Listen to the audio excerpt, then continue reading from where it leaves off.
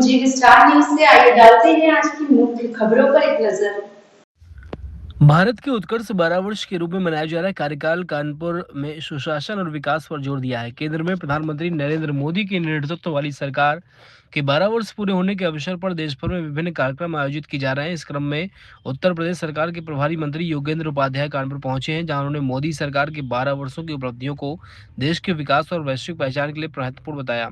मंत्री उपाध्याय ने बताया कि प्रधानमंत्री नरेंद्र मोदी के नेतृत्व में भारत ने बीते 12 वर्षों में अनेक ऐतिहासिक उपलब्धियां हासिल की। उन्होंने कहा कि आज पूरी दुनिया की चौथी सबसे बड़ी अर्थव्यवस्था के रूप में मजबूत पहचान बनी है। वैश्विक मंचों पर भारत का प्रभाव बढ़ता जा रहा है। वहीं कहा कि केंद्र सरकार द्वारा जम्मू कश्मीर की अनुच्छेद 370 हटाने के निर्णय देश की एकता और अखंडता को मजबूत करने वाला ऐतिहासिक कदम साबित हुआ। वर्षों से लंबित इस मुद्दे का समाधान सरकार ने एक राष्ट्र संविधान की भावना को मजबूत किया। प्रभारी मंत्री ने अयोध्या में भव्य राम मंदिर निर्माण को भी देश के सांस्कृतिक व आध्यात्मिक इतिहास की बड़ी उपलब्धि बताया है। उन्होंने कहा कि जीएसटी लागू कर देश में कर व्यवस्था को सरल और पारदर्शी बनाया है, जबकि नोटबंदी जैसे साहसी कदम ने काले धन और भ्रष्टाचार के खिलाफ एक नई दिशा दी है। उनके कार्य और कृतित्व रहा वो बेमिसाल रहा। ये 12 वर्ष भारत के उत्कर्ष इसके रूप में सिद्ध हुआ है।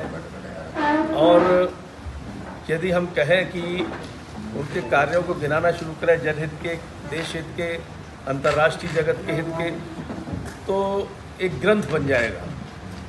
अब संक्षिप्त में बताएं तो समुद्र तल के से लेकर अंतरिक्ष की ऊंचाइयों तक यदि भारत का परचम लहराया है तो मोदी जी के कार्यकाल में लहराया है। हमने वो दिन भी देखा है कि जब हम कश्मीर में अपने ही देश के एक भाग में तिरंगा फहराने के लिए संघर्ष करते थे और मोदी जी के कार्यकाल में मंगल ग्रह पर तिरंगा फहराया है। इससे भारत का सम्मान, स्वाभिमान सब बढ़ा है। उन्होंने बड़े और कड़े निर्णय लिए हैं जिनकी कल्पना करना जनता सोच भी नहीं सकती थी। ऐसे कड़े और बड़े निर्णय, जैसे धारा 370 हटना, ये लगभग कोई सोच भी नहीं सकता था। भारतीय जनता पार्टी के रूप में या जनसंघ के कार्यकर्ता के रूप में हम लोगों की मांग रहती थी, लेकिन कल्पना कोई नहीं करता था। बल्कि जो विपक्षी हैं आज हमारे, वो तो यूँ कहते थे कि अगर 370 हटी तो खून की नदियाँ बह जाएंगी। बिना एक बूंद खून टपके हुए धारा 370 हट गई। इसी तरीके से उन्होंने कड़े निर्णय लिए। एक समय वो भी देखा हम लोगों ने जब हमारे रणबांकुरों के, हमारे सैनिकों के सर काट के भेज दिए जाते थे और देश का प्रधानमंत्री मात्र एक पत्र लिखकर अपनी पाकिस्तान के हुक्मरानों को अपनी औपचारिकता पूरी करते थे। हमने ऑपरेशन सिंदूर भी देखा, हमने सर्जिकल स्ट्राइक भी देखा। और ऐसा सर्जिकल स्ट्राइक ऑपरेशन सिंदूर हुआ कि आतंकवादियों के तक के हौसले पस्त हो गए।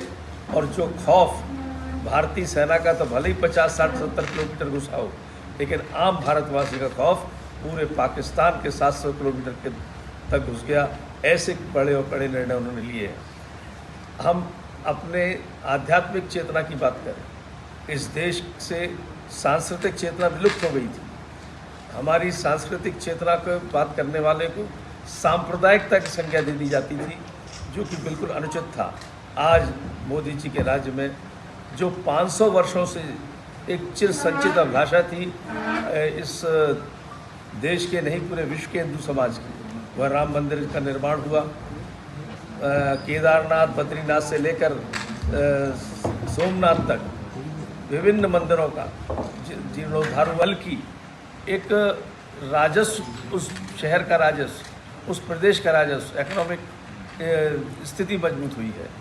पर कैपिटा इनकम बढ़ी है वहाँ पर। इसी प्रकार अगर आर्थिक दृष्टि से बात की जाए तो ऐसे बड़े निर्णय लिए कि जीएसटी लागू हुई, जिससे एक इस सूत्र में सब टैक्स होने लगे।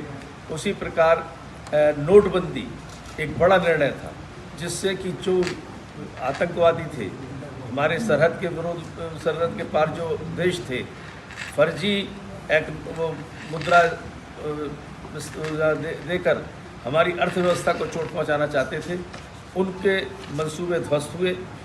इसी तरीके से इंफ्रास्ट्रक्चर की बात करें, मैं पहले भी आगरा से लखनऊ, आगरा से हूँ मैं, आगरा से लखनऊ आता था, 12 घंटे लगते थे। कार जो हम रखते थे उसके पूरा बाजा बज जाता था, लेकिन आज 3 घंटे में आगरा से लखनऊ आया जाता है। एक उदाहरण के